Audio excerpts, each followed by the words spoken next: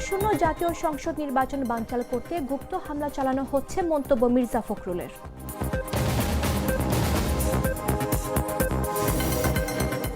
ক্ষমতায় এলে যুবকদের হাত শক্তিশালী করার পাশাপাশি উন্নয়নের রাস্তা হবে তেঁতুলিয়া থেকে টেকনাফ, দাবি জামায়াতের আমিরের। আসন্ন নির্বাচনে ভোট কেন্দ্র দখল সিল মারার পায়তারা থাকলে আগেই ভুলে যাওয়ার আহ্বান জানালেন নাহিদ ইসলাম। পাকিস্তানের সবচেয়ে বড় শহরে শপিং মলে অগ্নিকাণ্ডে নিহতের সংখ্যা বেড়ে অন্তত ৬৭।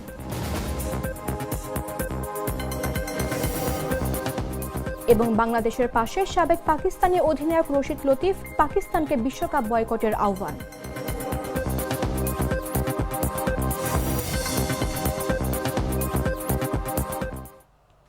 আমন্ত্রণ দুপুর ৩টা নিউজে, আপনাদের সাথে রয়েছে আমি মামদুহা রাইসা।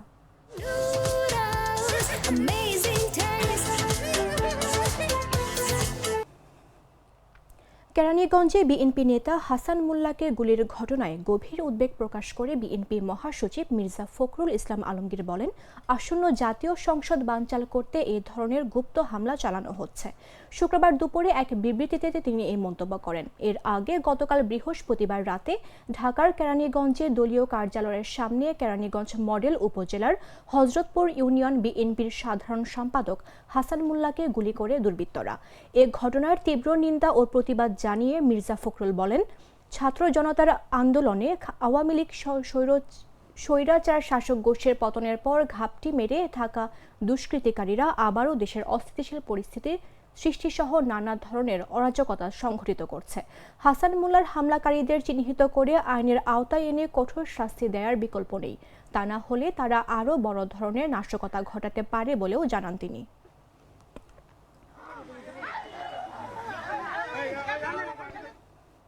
বাংলাদেশ জামায়াতে ইসলামীর আমির ডক্টর শফিকুর রহমান বলেছেন, ভোট আসলেই শুধু তাদের দেখা পান। তারা বসন্তের কোকিল। বসন্ত আসলে তারা জনগণের কাছে এসে বলে কুহু কুহু। অন্য সময় তাদের হারিকেন জ্বালিয়েও খুঁজে পাওয়া যায় না। শুক্রবার সর্বোত্তরের জেলা পঞ্চগড়ে 10 দলীয় জোটের সমাবেশে অংশ নেন জামায়াত আমির। তিনি এ সময় বলেন, তারা ক্ষমতায় এলে যুবকদের হাত শক্তিশালী করবেন।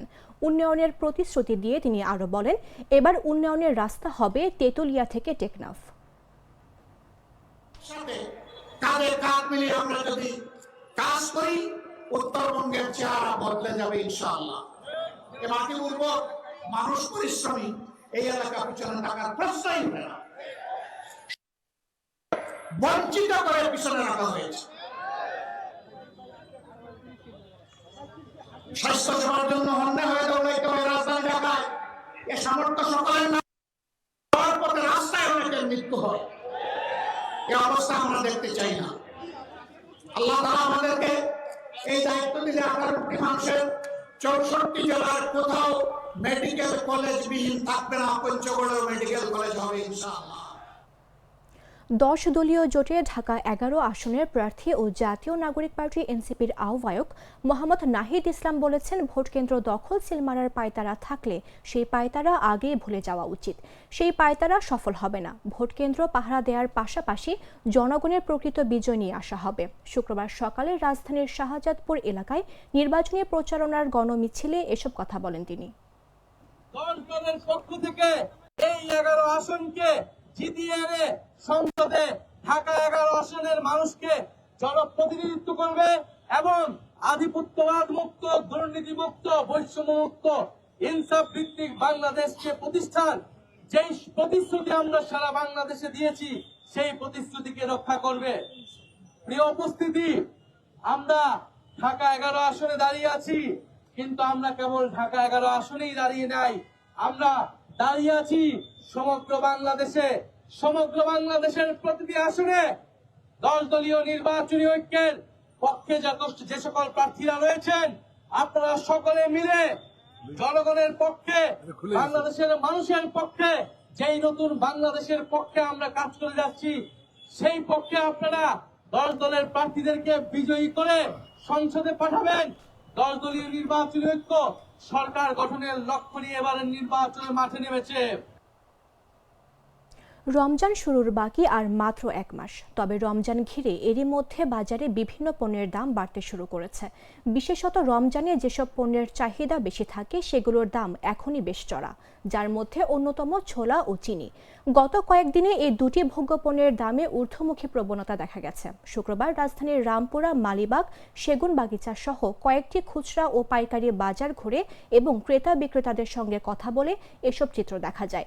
বিক্রেতারা জানান, সরবরাহে কোনো ধরনের সংকট না থাকলেও পাইকারি বাজারে ছোলা, চিনির মতো পণ্যগুলোর দাম বেড়েছে, যার প্রভাব পড়েছে খুচরা বাজারেও। রমজানে বাড়তি চাহিদা পুঁজি করে এক শ্রেণীর ব্যবসায়ীরা দাম বাড়িয়ে দিচ্ছেন বলে অভিযোগ খুচরা বিক্রেতাদের। তবে ভরা মৌসুম হওয়ায় কারণে কমেছে পেঁয়াজের দাম। সবজি ও ফার্মের মুরগির ডিমের দাম কমে এলেও ব্রয়লার মুরগির দাম বেড়েছে। বাজার ঘুরে দেখা যায় এখন প্রতি কেজি ছোলা 100 থেকে 110 টাকা দরে বিক্রি হচ্ছে। সপ্তাহখানেক ধরেই পাইকারি বাজারে ছোলার দাম বাড়তে শুরু করেছে, অথচ এক সপ্তাহ আগেও খুচরা বাজারে ছোলা বিক্রি হয়েছে 90 থেকে 100 টাকার মধ্যে। শুধু ছোলা নয়, একই অবস্থা চিনির দামেও। বাজারে গত বছরের চেয়েও চিনির সরবরাহ স্বাভাবিক।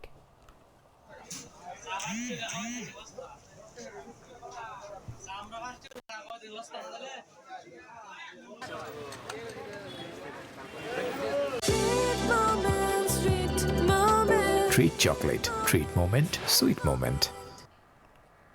সম্প্রতি বিএনপির চেয়ারম্যান তারেক রহমান ঘোষণা করেছেন নতুন ফ্যামিলি কার্ড উদ্যোগের। এই কার্ডের মাধ্যমে পরিবারগুলো পাবে খাদ্য, স্বাস্থ্যসেবা, শিক্ষা ও আর্থিক সহায়তা।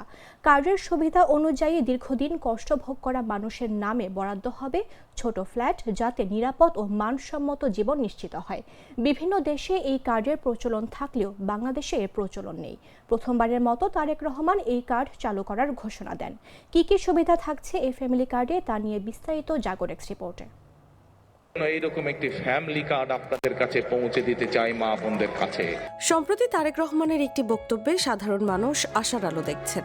তিনি স্পষ্ট বলেছেন, জনগণের জীবনমান উন্নয়নের জন্য নতুন উদ্যোগ নেবেন এবং মানুষকে অর্থনৈতিকভাবে স্বাবলম্বী করতে কাজ করবেন।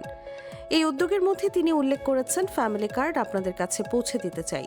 এছাড়া দীর্ঘদিন কষ্ট ভোগ করা মানুষদের জন্য বড় বড় বিল্ডিং করে ছোট ছোট ফ্ল্যাট তাদের নামে রেজিস্ট্রি করে দেয়া হবে, যাতে সবাই নিরাপদভাবে বসবাস করতে পারে।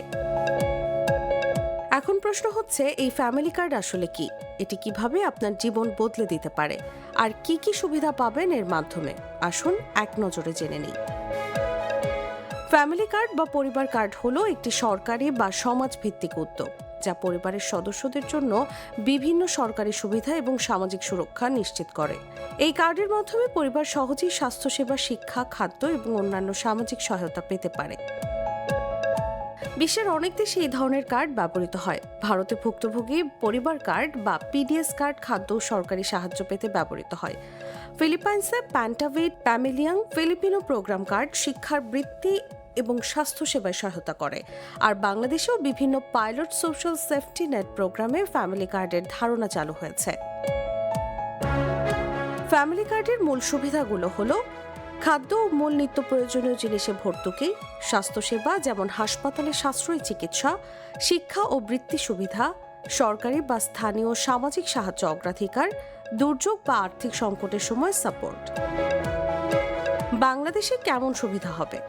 তারেক রহমান বলেছেন, করেলবাসীর জন্য ফ্যামিলি কার্ড শুধু অর্থনৈতিক সহায়তা নয়, বরং তাদের বসবাস ও জীবনমান উন্নত করার জন্য একটি ব্যবস্থা।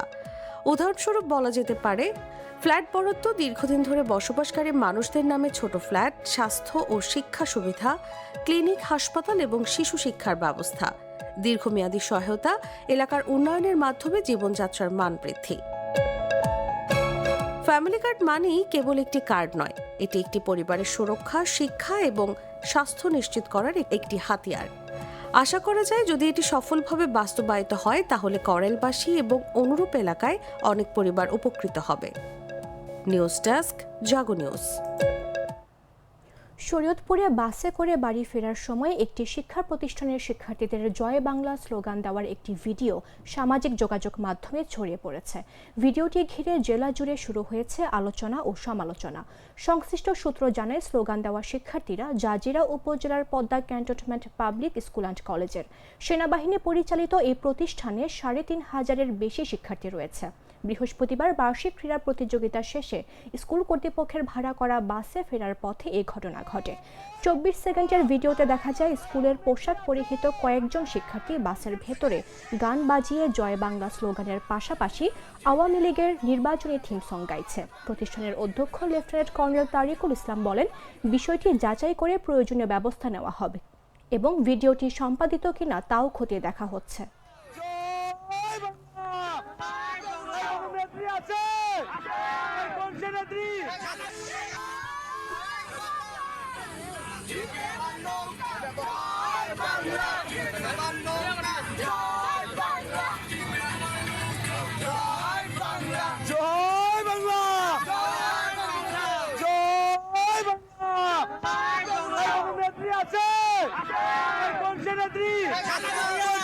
মানে সে আমার স্কুলে যদি কিছু হইতো সেটা ড্রাইভার মনে করেন অবশ্যই স্কুলের জি বা প্রতিষ্ঠানের, কিন্তু সে কোনো স্কুলেও না, সে হচ্ছে শরীয়তপুরের বাসে যাচ্ছে, বাসে যাওয়ার সময় সে যদি একটা মিছিল দেয় এটার সাথে তো আমাদের কোনো সংশ্লিষ্টতা নাই। হাওয়েভার এই সকল বাচ্চাদেরকে আমরা পরবর্তীতে, ওই দিন তো বৃহস্পতিবার ছিল, স্পোর্টস ছিল, ওরা হয়তো বা কেউ একটা ইয়া নিয়ে আমরা এটা আইডেন্টিফাই করেছি, আমরা তাদের অভিভাবকদেরকে ডেকেছি, মানে আমরা হয়তো বা এটার ব্যাপারে তাদের সাথে কথা বলে একটা প্রয়োজনীয় একটা ব্যবস্থা গ্রহণ। আমি তো মশলা বদলে ফেলেছি, এবার আপনিও বদলে ফেলুন। একবার প্রাণ গুঁড়া মশলা ব্যবহার করেই দেখুন। জানাবো আন্তর্জাতিক সংবাদ।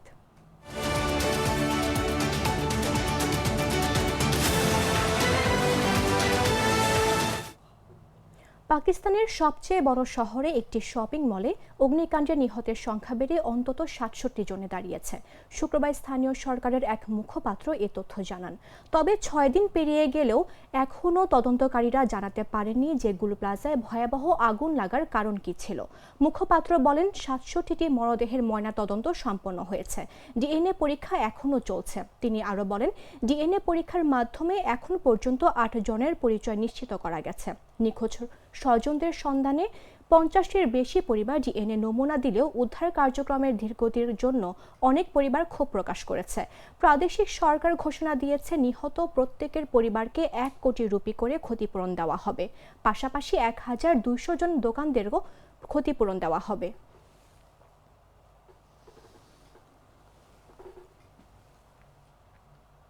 সংবাদ শেষ করব খেলার খবর জানিয়ে।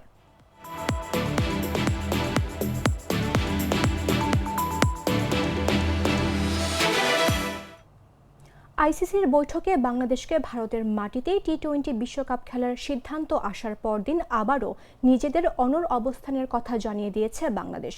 ক্রীড়া উপদেষ্টা আসিফ নজরুলের সঙ্গে বৈঠকের পর এমনটাই জানানো হয়। সদস্য দেশগুলোর ভোটাভুটিতে বাংলাদেশ নিজেদের ছাড়া ভোট পেয়েছে কেবল পাকিস্তানের। 15 দলের 13 দলই ভোট দিয়েছে ভারতে গিয়ে বাংলাদেশকে বিশ্বকাপ খেলার পক্ষে। আপাতত শ্রীলঙ্কায় ম্যাচের ভেন্যু সরিয়ে নেওয়া না হলেও বাংলাদেশের বিশ্বকাপে খেলতে যাওয়ার কোনো সম্ভাবনাই নেই। আইসিসির বৈঠকে বাংলাদেশকে সমর্থন জানিয়েছে পাকিস্তান। এর আগে খবর বেরিয়েছিল বাংলাদেশকে বাদ দেওয়া হলে বিশ্বকাপ বয়কট করতে পারে পাকিস্তান। দেশটির সাবেক অধিনায়ক রশিদ লতিফ সেটাই করার আহ্বান জানালেন পাকিস্তানের বোর্ডকে। নিজের এক্স অ্যাকাউন্টে এক পোস্টে রশিদ লতিফ লিখেন, ভারতের মাটিতে বাংলাদেশের ক্রিকেটাররা নিরাপদ নয় জানিয়ে দেশটিতে গিয়ে বিশ্বকাপ খেলতে অস্বীকৃতি জানিয়েছে বিসিবি। সীমিত শক্তি থাকা সত্ত্বেও বাংলাদেশ তার ঐতিহ্য বজায় রেখে আইসিসিকে চ্যালেঞ্জ করেছে। পাকিস্তান ক্রিকেট বোর্ডও কি একই ধরনের আহ্বান নেওয়ার সক্ষমতা রাখে?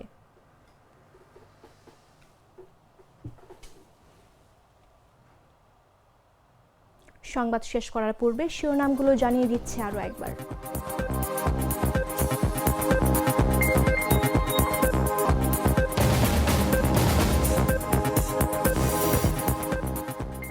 আসন্ন জাতীয় সংসদ নির্বাচন বানচাল করতে গুপ্ত হামলা চালানো হচ্ছে, মন্তব্য মির্জা ফখরুলের।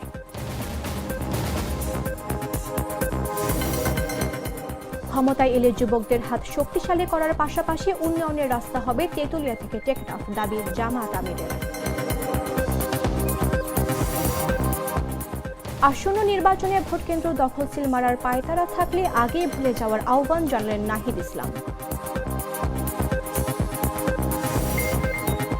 পাকিস্তানের সবচেয়ে বড় শহরে শপিং মলে অগ্নিকাণ্ডে নিহতের সংখ্যা বেড়ে অন্তত 67।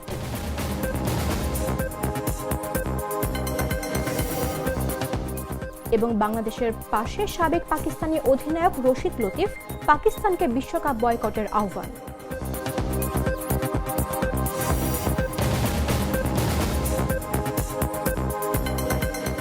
দর্শক, এই ছিল এখনকার মতো। প্রতি মুহূর্তে সর্বশেষ খবর জানতে ভিজিট করুন jagonews24.com। ফলো করুন আমাদের ভেরিফাইড ফেসবুক পেজ এবং সাবস্ক্রাইব করুন জাগো নিউজের ইউটিউব চ্যানেল। ধন্যবাদ সবাইকে।